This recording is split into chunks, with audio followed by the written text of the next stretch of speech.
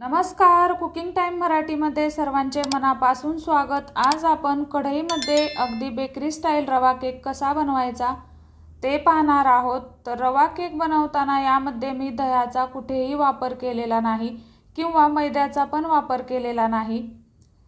रेसिपीमध्ये मी वाटीचं प्रमाण सांगितलं आहे, कारण मेजरिंग कप सर्वांकडेच नसतात व वाटीचं प्रमाण घ्यायला सोपं जातं।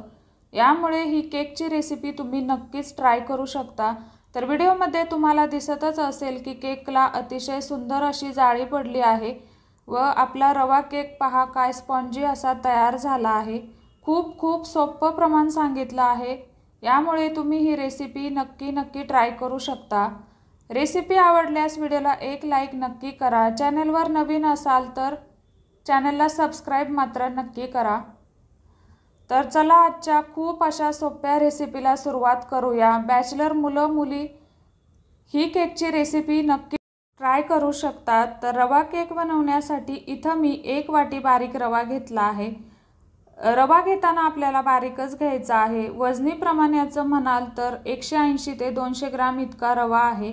वाटी मध्यम आकाराची आहे। आता ज्या वाटीने आपण बारीक रवा घेतला सेम त्याच वाटीने अर्धी वाटी साखर घ्यायची आहे। लक्षात ठेवा, केक बनवताना आपल्याला साखर खूप जास्त वापरायची नाही, कारण जास्त साखर वापरल्याने केक चिकट होतो। आता ज्या वाटीने साखर रवा घेतला सेम त्याच वाटीने 1 वाटी दूध घ्यायचं आहे। यामध्ये मी अर्धी वाटी व वरती थोडंसं दूध घालणार आहे व हा रवा आपण 25 ते 30 मिनिटं भिजवून घेणार आहोत। यामुळे साखर पण छान विरघळली जाईल व रवा देखील छान भिजला जाईल। व थोडंसं दूध मी साईडला ठेवणार आहे, कारण नंतर लागेल तसं आपण हे दूध वापरणार आहोत। दूध आपल्याला घेताना रूम टेम्परेचरवरचं घ्यायचं आहे। गरम दूध किंवा फ्रीजमध्ये ठेवलेलं दूध आपल्याला इथे वापरायचं नाही, कारण थंड दूध वापरलं तर केक हवा तसा फुलत नाही, म्हणजेच फुगत नाही व गरम दूध वापरलं तरी देखील केकमध्येच बसतो। यामुळे आता इथं मी केक टीन घेतला आहे। रव्याचं प्रमाण थोडंसं जास्त आहे, यामुळे या टीनमध्ये मिश्रण बसणार नाही। मी 2 टीन घेतलेले आहेत। तुमच्याकडे मोठा असेल तर तुम्ही एकच घेऊ शकता। याला थोडंसं तेल लावायचं आहे व यामध्ये थोडंसं गव्हाचं पीठ घालून याला छान कोट करून घ्यायचं आहे। टीन साईडला ठेवला। आता आपले 25 ते 30 मिनिटं झाली आहेत। रवा छान भिजला गेला आहे, साखर पण विरघळली आहे। हे एक मिक्सरच्या भांड्यामध्ये काढून घ्यायचं आहे। यामध्ये मी 2 चमचे कस्टर्ड पावडर घालत आहे, तर ही मँगो फ्लेवरची आहे। ज्या वाटीने आपण रवा साखर घेतली त्याच वाटीने अर्धी वाटी तेल घ्यायचं आहे। तेल घेताना मोहरीचं तेल घ्यायचं नाही, बाकी कुठलंही तेल चालेल। ज्या तेलाला उग्र वास असतो ते तेल आपल्याला इथं वापरायचं नाही। आता हे चांगलं मिक्सरला बारीक फिरून घ्यायचं आहे। लक्षात ठेवा, मिश्रण मिक्सरला चांगलं बारीक फिरून घ्यायचं आहे। चालू बंद करत हे मिश्रण आपल्याला फिरवायचं नाही, कारण बारीक फिरवल्यामुळे केक छान मऊसर असा तयार होईल, सॉफ्ट तयार होतो। आता ज्या भांड्यामध्ये रवा भिजवला त्याच भांड्यामध्ये मी मिश्रण काढून घेतलं आहे। केकमध्ये घालण्यासाठी इथं मी थोडीशी टुटी फुटी घेतली आहे। तुम्हाला नसेल आवडत तर स्किप करू शकता, पण यामुळे थोडीशी मुलांना वेगळी चव लागते व अट्रॅक्टिव्ह दिसतो केक।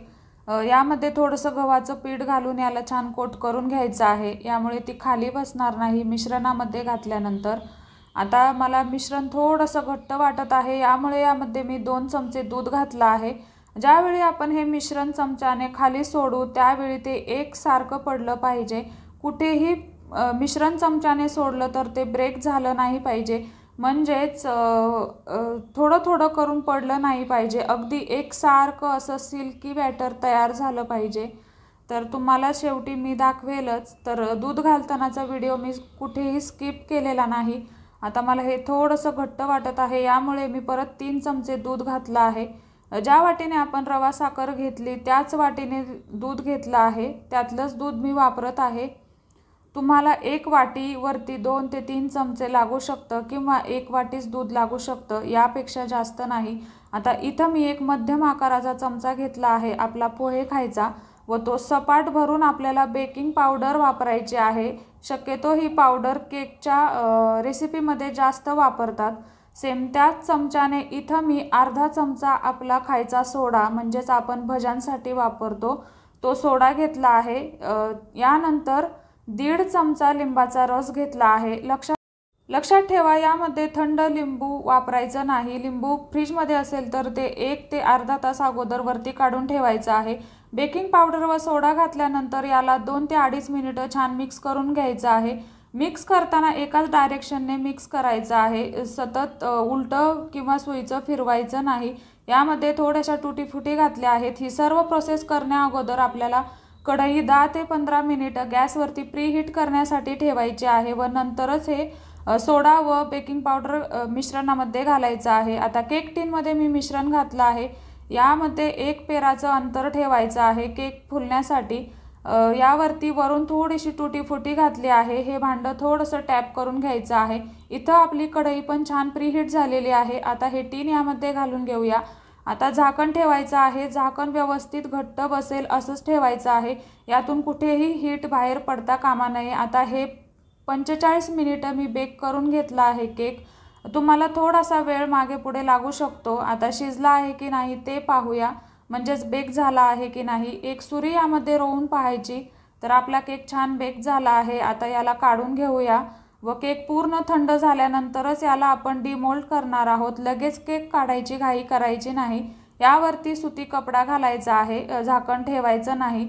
छोट्या टीनमध्ये पण मी केक घातला होता, तो पहा अशा पद्धतीने तयार झाला आहे। याला थोडासा कमी वेळ लागला, म्हणजेच हा 25 मिनिटात छान तयार झाला।